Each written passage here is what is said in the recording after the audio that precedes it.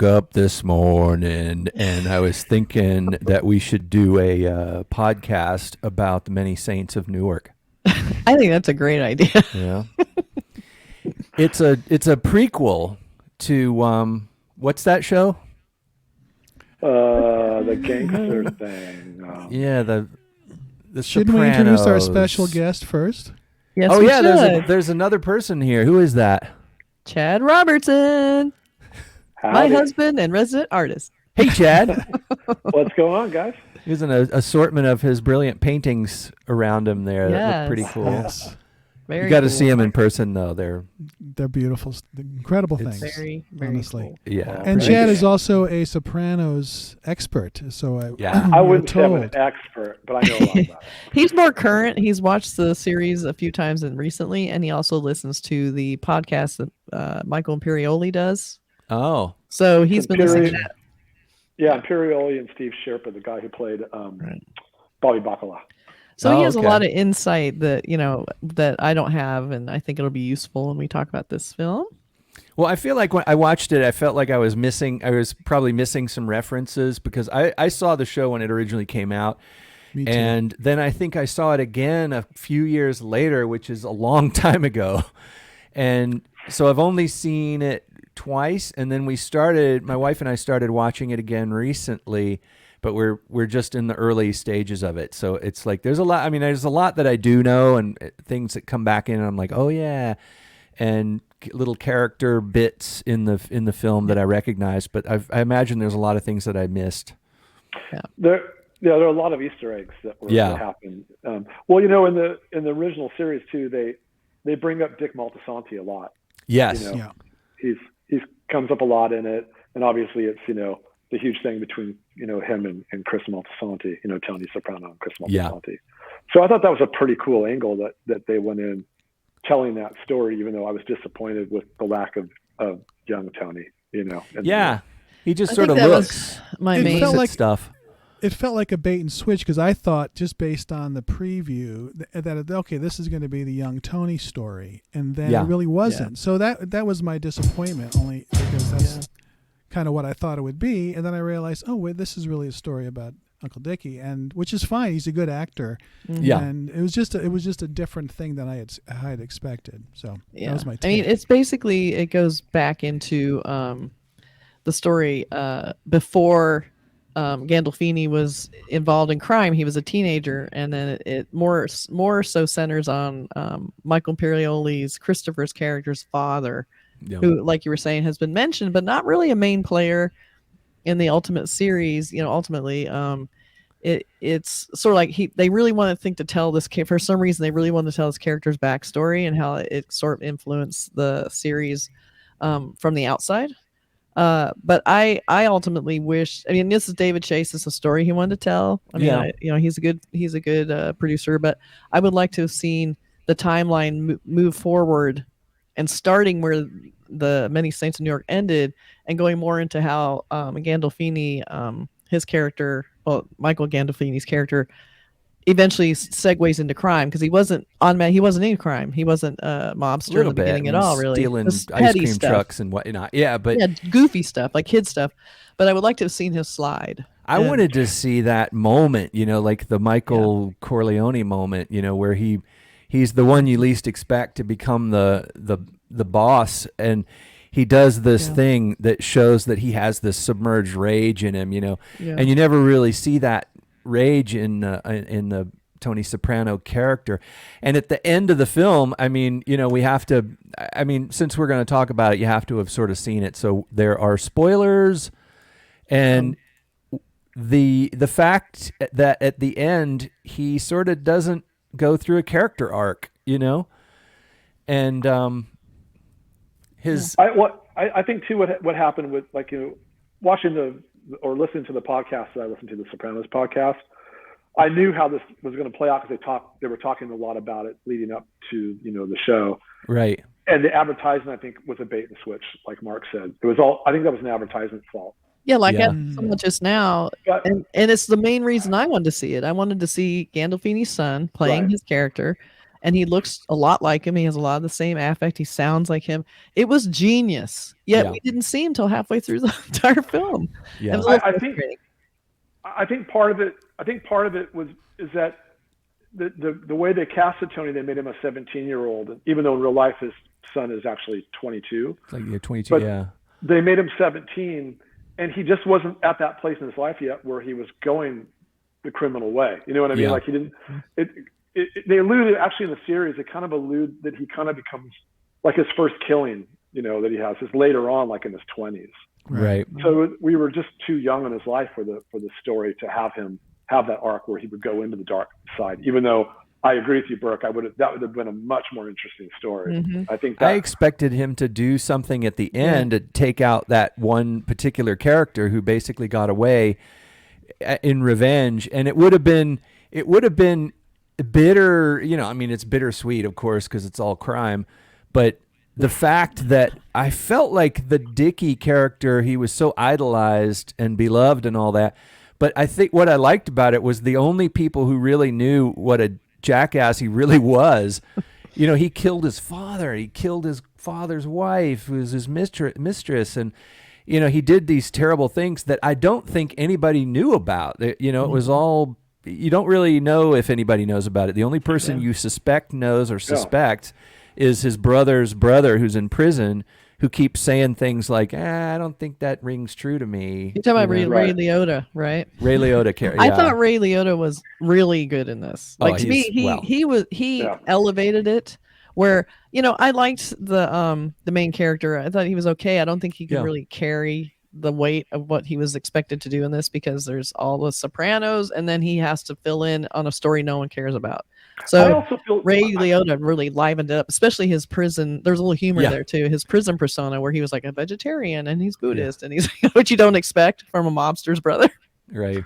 I felt even too with the Dick Moltisanti character that, you know, even though he did these horrible things like kill his dad and kill, you know, his mistress / dad's wife, right. I still feel like they made him too likable and they didn't make him dark enough. Like he, you know, other than those acts, you know, we didn't really see like the real dark gangster in him like we did with a lot of the Sopranos characters in the, you know, series, including Tony Soprano. But, you know, all the other characters that did some really dastardly things, like all through the, you know, through the series, you know, like Johnny Sack and, you know, and then, you know, the other character, I can't remember the other character, you know, the one, who's the guy that was in The Matrix?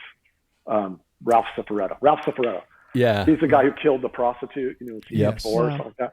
Right. Like those characters were just evil. And I felt like Dick Moltisanti, even though he did 2 evil acts, the rest of the time I forgot that he was even a bad guy. Where you always knew in the series that Tony was a bad guy, even when he was acting normal. You know what I mean? I think he always had an edge, like you're waiting for him to do something terrible any moment, which I didn't get from this guy. I think Dick Moltisanti, he had like a terrible temper, and the 2 times the temper got the best of him, and he killed people, and that was it. The rest of the time, he seemed like a kind of an average kind of a guy. You know? I also feel too they rushed, like they were kind of developing Tony Soprano's rage, you know, because Dick Moltisanti ends up kind of saying, "I'm not going to see this kid anymore," and that was all kind of compacted at the very end, where, you know, Tony feels betrayed because, you know, he's not getting access to, you know, Moltisanti anymore, and it happens so fast, and he gets angry very quickly. It just seemed very rushed and weird to me. And it didn't seem like a good foundation to build Tony's rage on all through what we see, you know, in the series from the 90s and 2000s. I agree. I think I wasn't buying that. My main fault of this film, like we talked about, there's lots of series on Netflix that are 7, 8, 9 episodes, and I think Burke mentioned this in Midnight Mass. It might have made a better 2-hour movie. Here, it's exactly the opposite. It's a 2-hour movie that could have easily been a series. Like they crammed so and probably much with better all the characters. as a series. It was season. He was doing a really good physical performance impersonation of the guy who played him in the original series, I guess. Little Steven, yeah. He was doing the walk but he was doing it like he was like a guy in his 20s, it looked like, but he was acting like this sort of idiosyncratic middle-aged man and doing the thing, you know, with the face. Yeah. And it was like Jim Brewer doing Joe Pesci. It just seemed a little bit too broad, like almost like humor. They were approaching it to be like humorous, but then he had some real serious lines, and he actually whacks a guy, and it's like it's a sort of a comic relief type character. I don't know. It was just it felt out of place.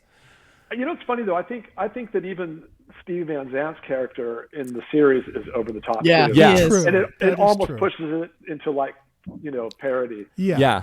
But for some reason it worked because he was older and maybe he could have developed those idiosyncrasies and maybe was kind of putting on this this guy, but for to see a younger guy acting like an older guy, I don't know how it just seemed really out of place and weird to me. I don't know. I did like his character, even though it was cartoony, because it did. I think out of all of them, it emulated best to me.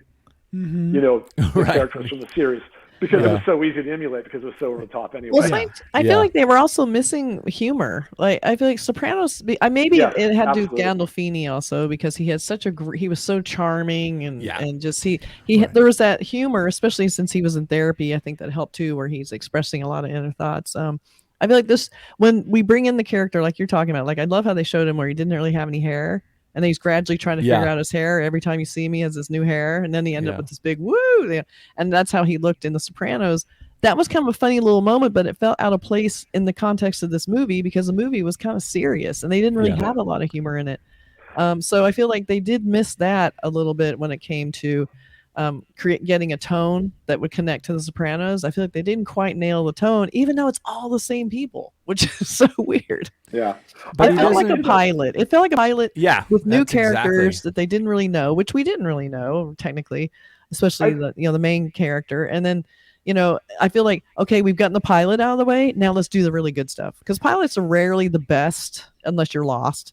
Pilots are very rarely the best of the episodes when you do a series. So I hope it goes to series, because I would like to, because it ended with, Gandolfini as Tony, sort of in a way making doing the pinky promise thing, which is also kind of problematic for me. But I think it shows you too how much the series Tony or Michael Gandolfini carried the series, because James, because even though his Walter dad Conti, James, even though Dickie was like a good-looking, charming guy, and I think that's problem. I think he was too good-looking. Yeah, like Tony wasn't. Tony's kind of heavy. He was losing his hair. He was hitting middle age. He was charismatic and charming, but he wasn't really physically attractive, even though he had a powerful presence. Yeah. And I think that's what made him attractive, because he was a powerful person and where Dick Moltisanti was a very good-looking, slick-dressed. He looked like one of the Rat Pack. He did. He did. And I think that hurt him, because what was so powerful about Tony Soprano's character in the series is that he had that middle-aged look, yet he was still, completely captivating and charismatic. And he was also fearful too. I mean, you would be afraid of Tony's. You don't want the guy Tony Soprano. You don't want him to be angry with you. He is formidable and has gravitas. And he could blow up on there's that thing where he's like a wild animal, like he's acting normal, and all of a sudden he'll bite your head off. You don't even know what happened to you. Right. But there wasn't really a character like that in this. There wasn't that. The only one really was Ray Liotta.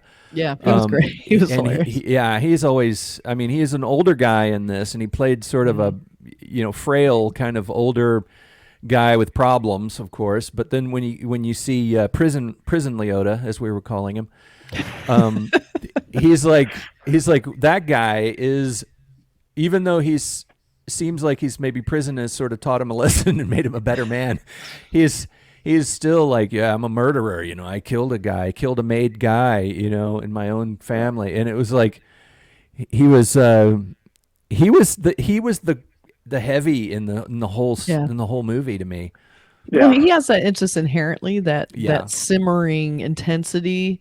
And that's why Ray Liotta's always great in things, because he looks like a guy who's about to explode. He always brings that kind of scariness, even when he's not being scary. And that's what they needed for the main character, I think. I don't want Ray Liotta looking at me the way he looked at that guy.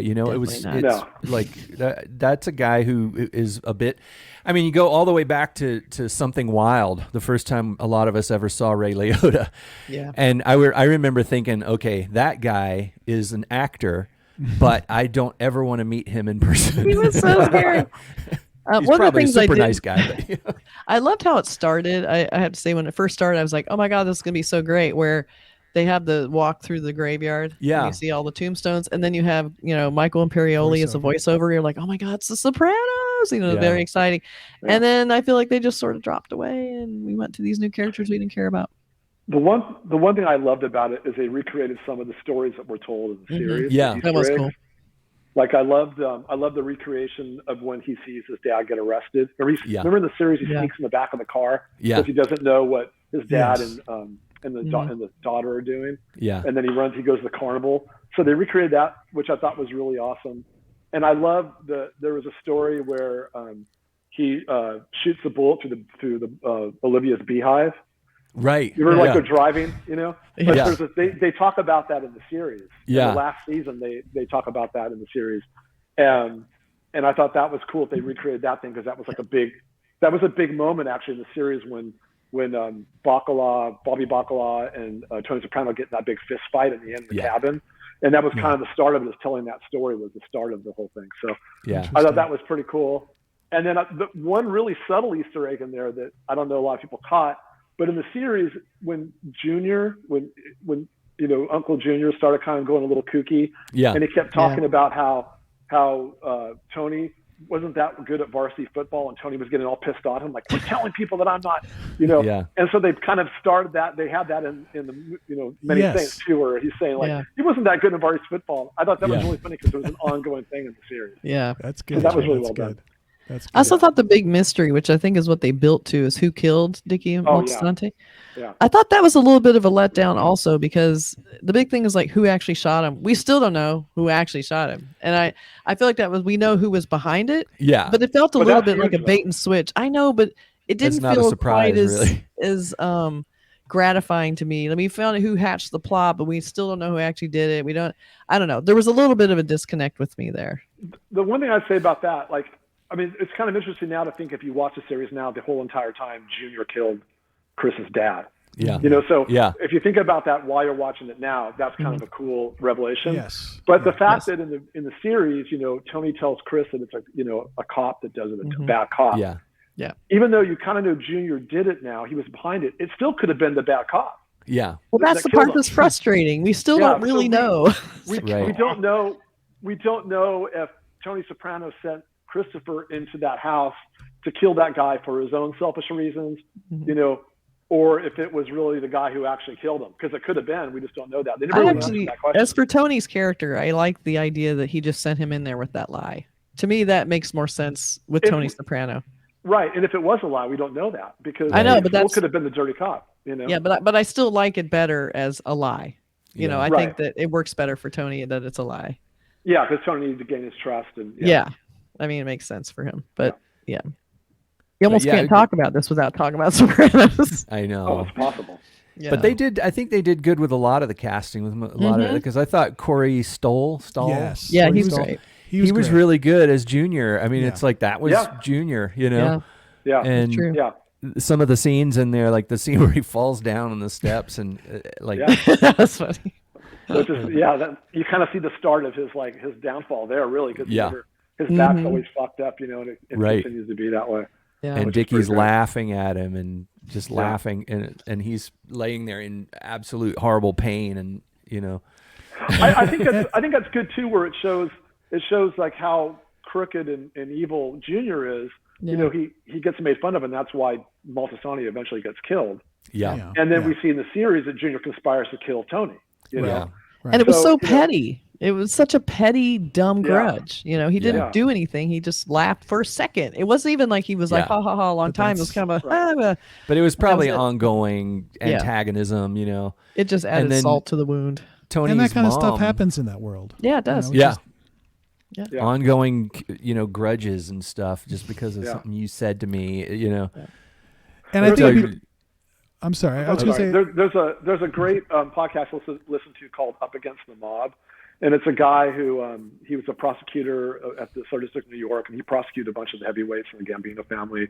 He prosecuted Gotti, John Gotti, and he talks about his experiences. He brings in an informant. He brings in an ex guy that's undercover, kind of like Henry Hill. Talks to him. It's a really interesting podcast.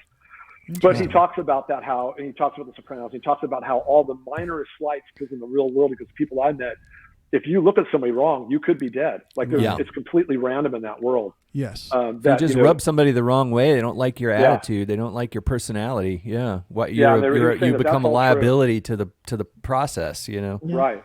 Yeah. So I liked how they played that out. Yeah. You know, that's kind of a real thing that really happens. Wow. Yeah. And then the fact that Tony's mom becomes such a strange character in the series, such a, with Junior and all that, and she was Vera Farmiga. Mm-hmm. I thought she did pretty good. Yeah. I thought she was good too. A really unusual mom, And also too, she looked like the young version of the woman who played Olivia in the series. Yes. I can't remember the woman's name, but yeah, I thought that was a really good. That was great Nancy casting. Marchand. Marshall. Right. All right. Okay. Yeah. No, there was good casting in this, and I think for the young Gandolfini, he's kind of in a no-win situation. He's going in playing Really an iconic character that his father made, and that's so tough. I mean, can you imagine? I can't. So it would be like Julian Lennon being John Lennon. You know what I'm saying? Yeah. It's a real tough situation. I think he did fine for what he had to do. I don't think maybe he doesn't have the acting chops to bring it. Who knows? I don't think they gave him anything to do. That was the other frustrating part. He was literally backgrounds. I mean, he really was just observing. He didn't have an arc. He didn't have a character arc. The film ends with him exactly who he was at the very beginning. Mm-hmm. And the first hour, it's played by a younger actor. Basically. Yeah, that's true. Who was good as well. But I think the thing about gravitas is so important, and we're so used to seeing James Gandolfini, who has so much gravitas, like you were saying, has this weight and this formidable presence, and just his, look at the look on his face there. You don't want that guy looking at you like that. He's got a simmering threat going on, but then at the same time he was so charming, and he was but you know what, great. I met him briefly once a long time ago at a screening, and shook hands with him and talked to him for like a couple of minutes, and he was like the sweetest guy. He was like super nice, like really friendly, like so happy that you came out and see it. He was like really like super nice guy. So he is acting. But the thing about his son may be good in certain roles, maybe because he's been into acting, he's taken some acting classes and things like that, and he may be good in certain roles. But this is a different kind of thing, and the idea of gravitas is something we talk about with acting a lot, and it's one of those things that makes it really difficult to cast someone to play someone who we know already really well. And in other words, like if you're making a movie about Freddie Mercury or a movie about David Bowie or Andy Warhol or something, if you're going to make a movie about Andy Warhol, you need to get somebody like David Bowie to play Andy Warhol. Or if you're going to make a movie about James Brown or something, you can't get a guy who doesn't have the charisma, because I also met James Brown briefly years ago, and he just sort of, he was like a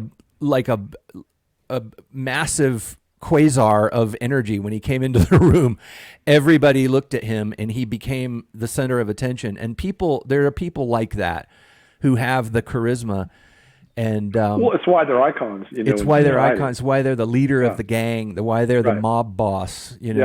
And casting someone, someone like Al Pacino is perfect, because you look at the intensity in him. And you believe him, and Marlon Brando, those kind of guys. That's why they get cast. That's why James Gandolfini was cast as Tony Soprano as an adult, But his son, I think his son may be a good actor. He may be good at certain things, but that gravitas, that charisma. Maybe, of course, he's a lot younger. True. And, Gandolfini had years and years. And, Gandolfini also brought that same kind of craziness to True Romance, where he played the oh my God. hitman, and he was a super charming dude, but he could turn on a dime, and he was super scary. So he was great in that too. So he has that duality, but I think that's learned. And, I think eventually, I'm hoping they turn this into a series, because I feel like they've gotten that out of the way. They can turn it, give Michael Gandolfini something to do versus just sort of standing there with his eyes wide going, wow, what's all this? Watching other people do stuff. Yeah. I mean, he didn't really have a lot to do. Well, one thing I have to mention is that the crime that he does commit in there, stealing the ice cream truck, just seemed a little bit weird to me. Which is fun. giving free ice cream to the kids. Well, there was a technical thing, and I always like to go into technical things here that bothered me about it, and I don't even know if I should bring it up, but it's interesting. When you first see the ice cream truck, I think they did some weird background staging with the actors playing the kids, because and the guy, there was supposed to be one guy in the truck, right? So the way they staged that background scene where you see the ice cream truck, and a line of kids who just went one by one to the window, and the guy handed an ice cream cone out to them, and they turned and walked away. The next kid went up and took an ice cream cone and walked away. The next kid went up.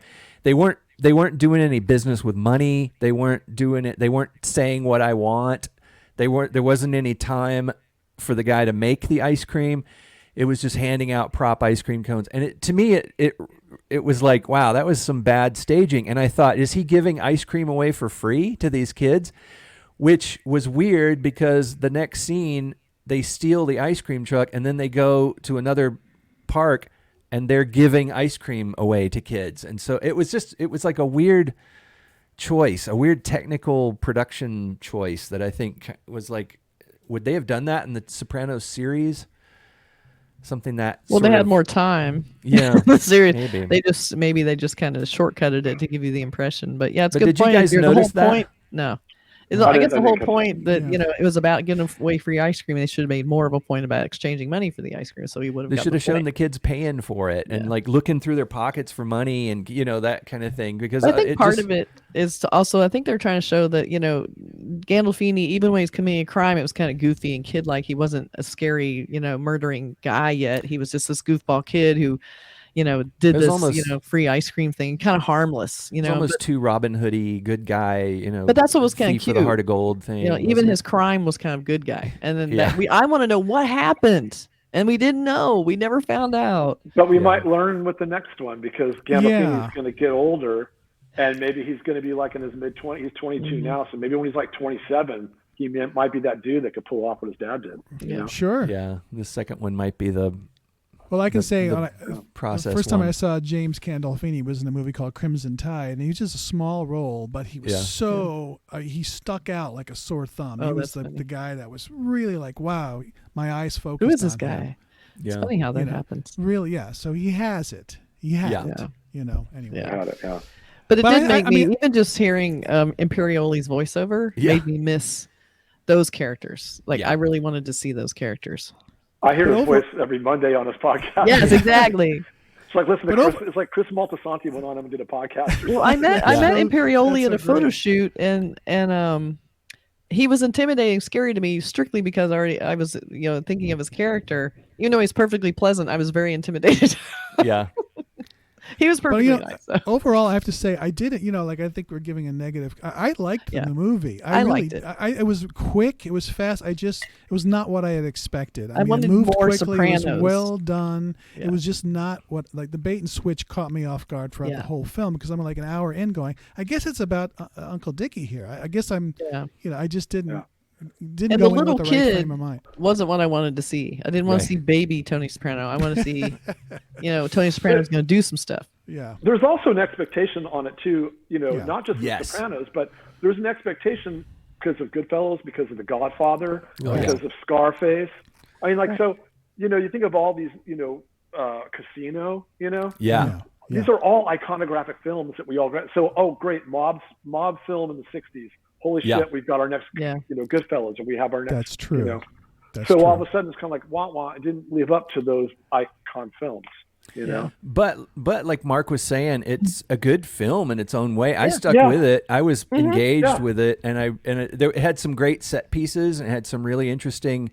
Yeah, it had some interesting moments, like you were saying, that, like getting to see these things that you heard about in The Sopranos. But I think it was it had to live up to something kind of gigantic and epic, because The Sopranos wasn't just a good TV series. It was one of the first of the really good TV series. When television was changing, it's like it's hard to call it television. Yeah, they're almost. I would argue that The Sopranos are like the Beatles. As far as how they changed TV. Yeah. It really did. There's night and day. It's a whole different, you know what I mean? It's a night and day thing. Yeah. It became appointment television. something that feature film actors wanted to get into. You know, it was Right. like Yeah. suddenly television used to be the wasteland. It used to be where Yeah. you go to die. You know, There's old TV actors and movie Yeah. actors. Yeah. Movie It actors also- didn't want to do television, but then it got to be where like, you know, TV is legit, you know. That's right. And But I mean, like you said, overall, I liked it almost as Yeah. its own standalone. But Yeah. I mean, knowing what it was, I just wanted the whole time to see Michael Gandolfini on screen doing something. So I just the whole time was waiting to see Yeah. him more. I wanted I more wanted to of see him change and go through a process and learn and see and, you know, grow and go through his character arc and become Tony Soprano. Yeah, because I still miss 'Cause we were- James Gandolfini. So I want to see. Yeah. we all at wanted least to see something close. Tony, and he's not Yeah. here. So it's like Yeah. we watch his kid, but where's his kid? Yeah, Yeah. exactly. Why is this kid going as dope people as we want him to? So there was a lot Yeah, of make him Yeah. so he really never did any crimes. He never really got involved, and I wanted to see that what motivated him to turn, and we never knew. We never saw. Maybe that. Well, maybe yeah, that's there was- coming next. Those little I hope bits so. like where he takes the speakers and Dickie says, you know, just tell yourself you're not ever going to steal anything ever again, you know. Yeah. That's how you that was do a good it. Easter egg also, because like when they Yeah. had him laying on the floor listening to music, Yeah. and remember him Yeah. driving around in his SUV Yes. in the series, Yeah. jamming like, you know, Bachman Turner Overdrive Yeah. or something. On, Yes. like, it was always some Right. 70s thing happening. You know? Yeah. I yeah. love that little nod to that too, because even Yeah. rocking Yeah. out in his car. Yeah. That's right. very Music true. lover. So funny. Yeah, the music lover for classic rock. It was definitely classic rock. You know, I mean, Deep we have Purple, our or, you know. we have our quibbles, but ultimately, you know, it's essential viewing. I mean, if you Oh yeah.